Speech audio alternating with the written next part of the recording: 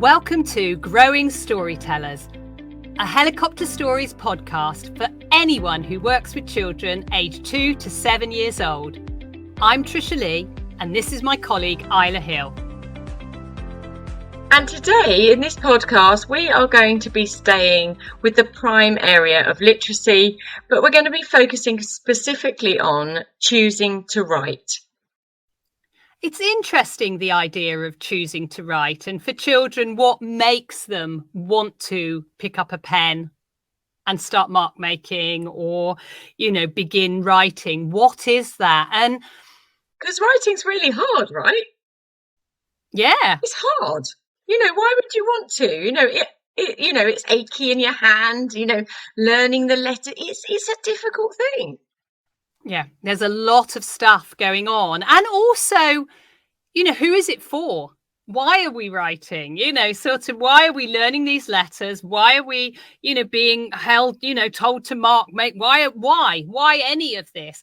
And that for me is that thing of going, there has to be a purpose. There has to be a purpose, and a true purpose, not a pretend adult purpose, but actually a true purpose for writing. And I kind of, for me, I think the more we think about it, the more I look at it, children see writing, handwriting, so much less now. There's how many opportunities do children get to actually watch an adult writing? Because most of the time, for me, I do so much on my phone. So, my emails, or I'm using my laptop.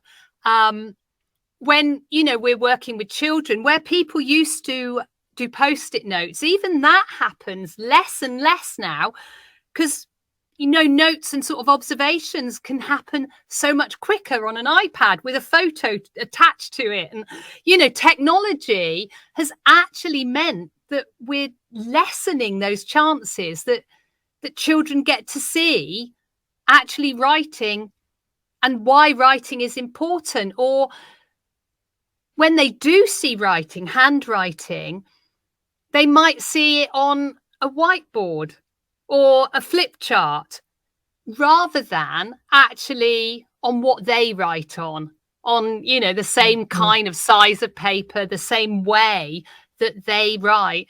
And I think for me, that's one of the really strong things about helicopter stories. And I think we've probably said that about everything. There's all these strong things about helicopter stories.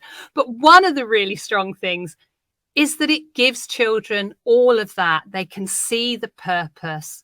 They see the reason for it. It's about my words going onto a bit of paper. Those marks represent what I'm saying. So this massive connection between the spoken and the written word, and then the written word becomes so important. It becomes irresistible because I want to do my story, to share my story, to tell my tale.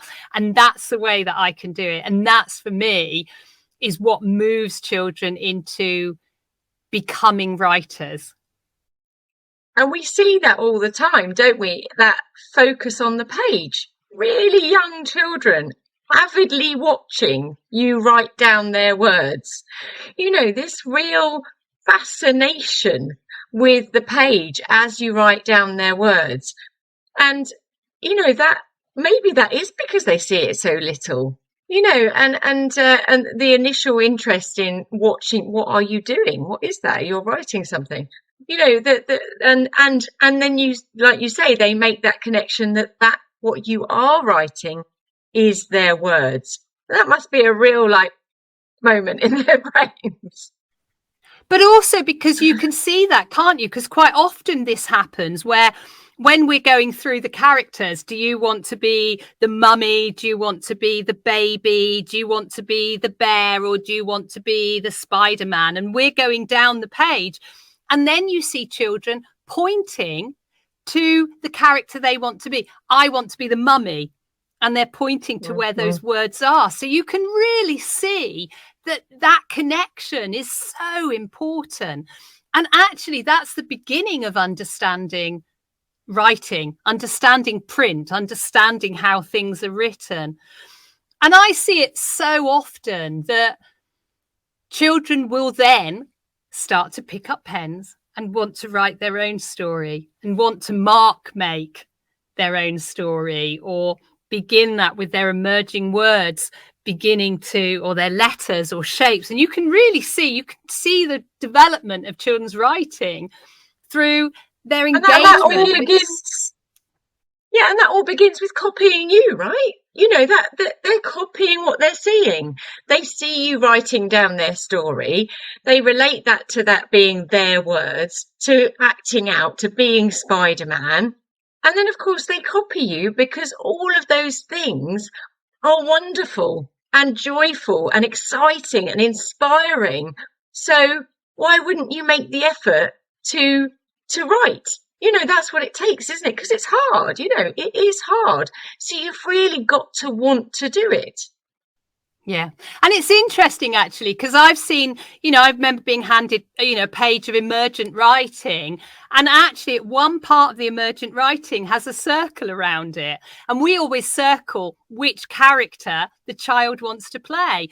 And just that notion of going, all of those things that you can see they're understanding, they're getting from this process, because telling their story and having it written down is so important. It's so key to them. It's so valuing of every child as an individual and what they bring. And something that came out fairly recently was also, you know, this notion of in sort of more like Key Stage 1, Year 1, Year 2, where they're asking children to read what they've written to check that it's correct. And of course, it's the thing that nobody really wants to do because it's boring. And what we discovered was when they were doing it for Helicopter Stories, they were reading back the story that they'd written to look for where the characters and objects were, to underline them, to act them out and choose who they want to be in circle. So because they had that purpose, they were also noticing that they maybe hadn't put in a full stop, or that they'd left out a word, or that bit didn't make sense. So it was a distraction from read your work and check it's all okay, because actually you're doing something that has purpose, that is something that I want to do because I'm going to act out my story. Yeah, that's really interesting, actually. And that shows, and the year ones that you're talking about are children who will have had it all the way through reception and all the way into year 1 and, you know, going through year 1. And we've been working with children as well, right up to year 2. So you're seeing that the benefits of how that can impact in that way. And actually, we had a year 1 teacher who said to me once, that what she'd noticed with her year 1s was that when she was introducing sentences and capital letters and full stops, they got it quicker than any year 1 class she'd ever worked with before, because they'd been speaking in full sentences and knowing where the pauses were and getting used to. So it was quite easy to think about where things stop, because a child will dictate a phrase or the first sentence of a story, and then that's what we'd write down. And you know, they get used to that rhythm, and then it's quite easy to go, oh, that's where the full stop is, or that's where the capital letter is. So actually, you know, even very early on, we're supporting that development of an understanding of how writing works from children just watching as we write down and say their words, and, you know, sort of seeing that connection. The other thing that we get a lot of is, or I'm beginning to see, is children scribing for a friend. And that's something that's happened. And, you know, sometimes I'll go ages and it doesn't happen. And then sometimes it just will. I had 2 girls recently in reception, and I just saw them lying on the floor with clipboards, and they were just really giggling and enjoying. And one of them was telling her story, and the other one, with emergent writing, was busily scribing away her story and going, what character do you want to be? And knowing all of those questions. And then I had it in a preschool, the preschool that I'm working with. And a boy there, he suddenly decided that he wanted to, and he was going round to all the children, and he's 4, so rising 4, and he was going to 2 and 3-year-olds and sat down with them and, sort of just going, okay, tell me your story, and really wanting to write down what their story is. So just an amazing thing in terms of children engaging with that and wanting that to happen.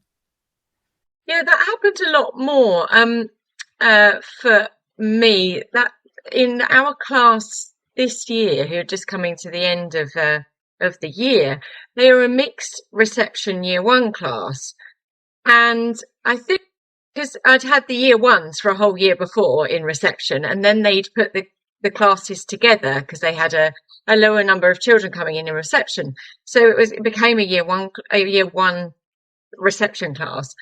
And the year 1s were the professionals and the reception children were new, and they really enjoyed being the helicopter stories professionals.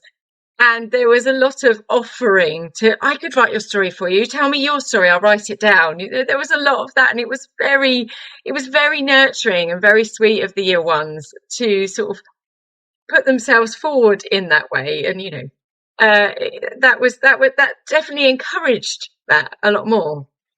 Yeah, and there's other ways that we can really encourage that as well, isn't it? I mean, I know that both of us use this where when it's not your turn to be scribed, and particularly if we're only able to take 6 or 7 stories in a session, and more, particularly with reception children where they're desperate to tell their stories, or the year 1s, and go, well, you can write it. Why don't you write your story?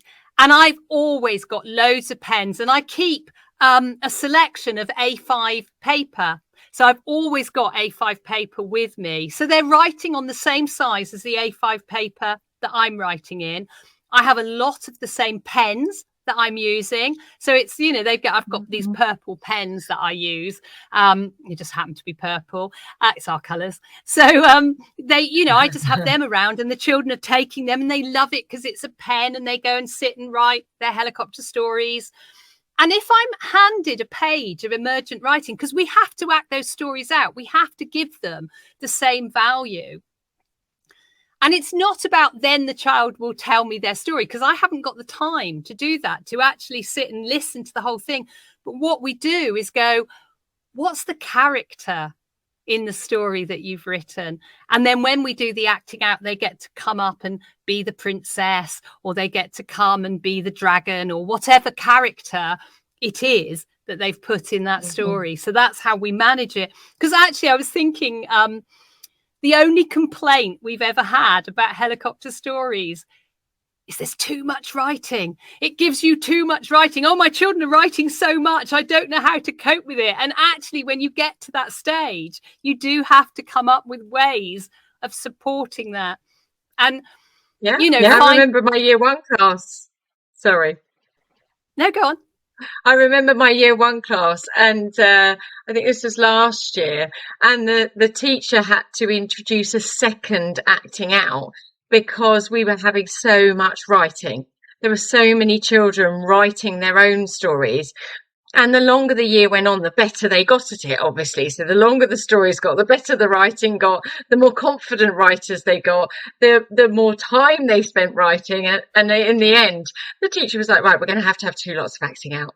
We'll act out the stories that we've scribed. And then after lunch, we'll act out the stories that you've scribed.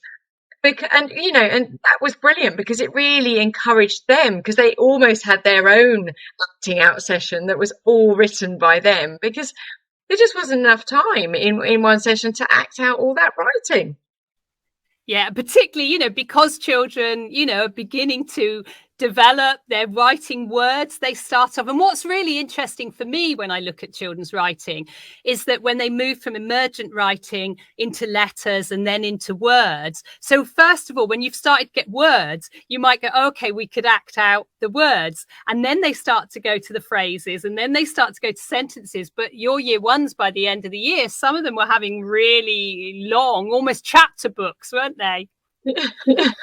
And that's that excitement. That is that excitement of writing, that actually suddenly I think if children see themselves as writers, as, you know, they have that voice, that's what drives them. That's the thing that makes it really exciting for them, isn't it? Absolutely. And one of the parents wrote to me and said, "Thank you so much for introducing helicopter stories.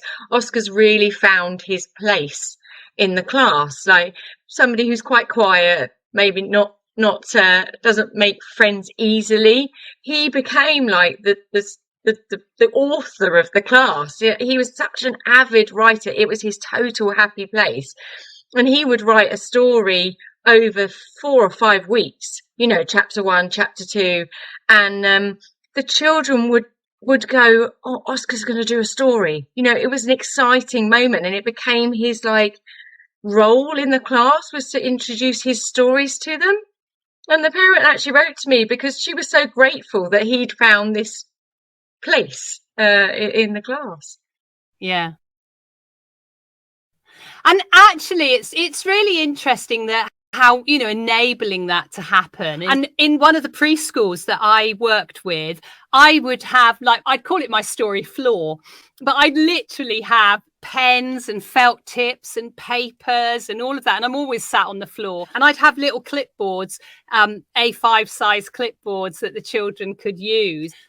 And because they were always waiting, and I had so many children waiting to tell their story. And so they'd be working away and, you know, doing drawings, doing their mark making. And then they'd come, and I'd always ask them, "Do you want me to scribe your story on this paper, or do you want on a new bit of paper?" And they, you know, sort of choose, because sometimes they wanted me to write their story on the page that they'd been mark making on. And sometimes they'd want me to do it on another bit of paper, on a new bit of paper. So we'd have both of those and clip them together. But it felt really industrious. It felt like we all wanted to. And Vivian Gussin Paley talks about that in her book of having a story table.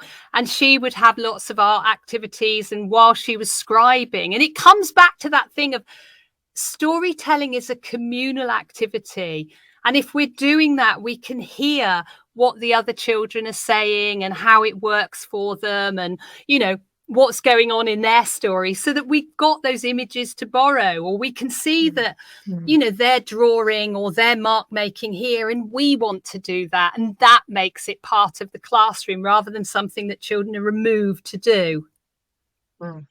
Yeah, absolutely. No, it's brilliant. And we were also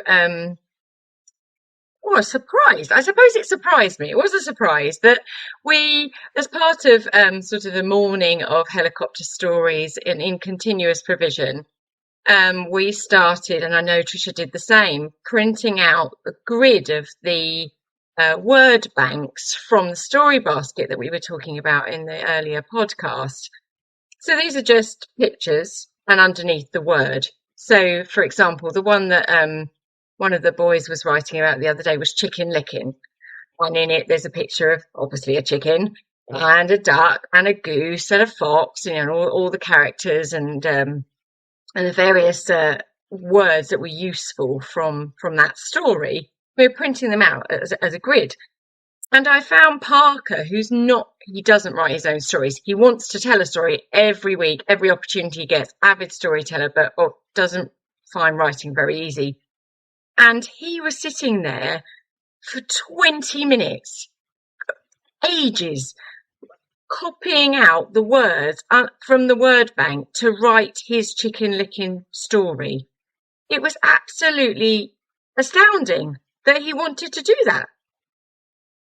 Yeah. And it's amazing, isn't it? It's that thing of, if there is a reason, if there is a purpose, then we want to do it. There's a motivation. And it is that, how do we motivate children to write? There has to be a purpose. And, you know, I've seen children scrabbling to get pens and papers, and it's their motivation is your story will be acted out. And we have to honour that.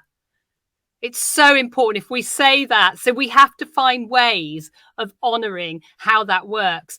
But, you know, I have had practically whole classes where nearly if they're not the ones who are being scribed, they've had some kind of mark making or something on. You go, oh, I need to find a way to make that work. And that's what's really exciting about it. And finally, the other thing that I always find really exciting about when I watch children write is the positions that they get into when they write. And I know there can be such a push about we want children to sit at tables and write, but actually children don't write like that in my experience. I see them lying on the floor. I've seen them resting on carpets, and just they're so determined. They're kind of like they haven't even got a hard surface to write on. I had a 3-year-old the other day, and she was standing up to write because she was so keen to get her words down. And for me, that makes writing delicious and exciting. And hopefully, sort of people listening, you'll get excited about writing, and you'll find that way of getting your children excited, because there is a way to make that motivation happen. But that's all we've got time for. So thank you ever so much for listening, and we'll see you next time.